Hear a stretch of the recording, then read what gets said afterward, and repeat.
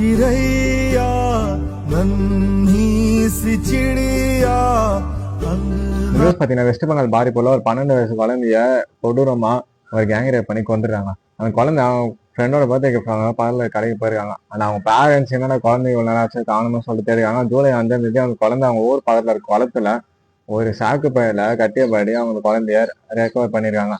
அந்த குழந்தையோட பாடியை போஸ்ட்மார்ட்டத்துக்கு அனுப்பிச்சாங்க. போஸ்ட்மார்ட்டம் ரிப்போர்ட்ல பார்த்தீங்கன்னா அந்த குழந்தைய ஒரு கேங் ரேப் பண்ணி கொண்டிருக்காங்க சொல்லியிருக்காங்க. அது மட்டும் இல்லாமல் அந்த குழந்தையோட உடம்புல அவ்வளோ ஸ்கிராச்சஸ் அண்ட் காயங்கள் ஏற்படுத்திருக்காங்க. முக்கியமான விஷயம் அந்த குழந்தையோட பின்னந்தலையில ஒரு ஹெவி ஆப்ஜெக்ட் வச்சு அடிச்சதாகவும் போஸ்ட்மார்ட்டம் ரிப்போர்ட்ல கூறி போட்டுருங்க.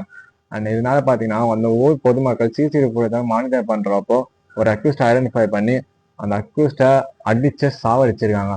அண்ட் அது மட்டும் இல்லாமல் போலீஸ்காரங்க 4 பேர் அரெஸ்ட் பண்ணியிருக்காங்க.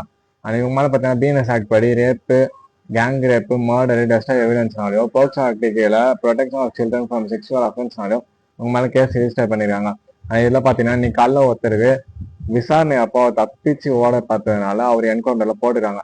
என்னை பொறுத்த வரைக்கும் இந்த மாதிரி எல்லாரையும் ஒன்று என்கவுண்டர்ல போட்டுருந்தவங்க இல்லையா அதிகபட்சம் என்ன மரண தண்டனை தாங்க. அந்த மரண தண்டனையை இவங்களெல்லாம் கொடுக்குறப்போ எல்லாருக்கும் லைவ்ல நியூஸ் சேனல்ல காமிக்கணுங்க. அப்பதாங்க இந்த மாதிரி இந்த விஷயத்த யாரும் பண்ண மாட்டாங்க. அப்படியே மரண தண்டனை இல்லையா இவங்கெல்லாம் கொஞ்சம் கொஞ்சமா துடிக்க துடிக்க உயிரோட வச்சு சாவடிக்கணும் அவங்கள. அப்பதான் இந்த மாதிரி தப்ப இந்த மாதிரி யாரும் பண்ணவே மாட்டாங்க. அண்ட் இந்த மாதிரி இதை பத்தி நீங்க என்ன ஒப்பீனியன் மறக்காம கமெண்ட் பண்ணுங்க. அந்த குழந்தை ஒரு ஜஸ்டிஸ் வீடியோ பண்ண நிறைய ஷேர் பண்ணுங்க, ஒரு அவேர்னஸ் கிரியேட் பண்ணுங்க. அண்ட் எங்க ஒரு சின்ன தப்பு நடந்தாலும் தப்பை தட்டி கேட்காம வந்து இருந்துடாதீங்க, தப்பை தட்டி கேளுங்க.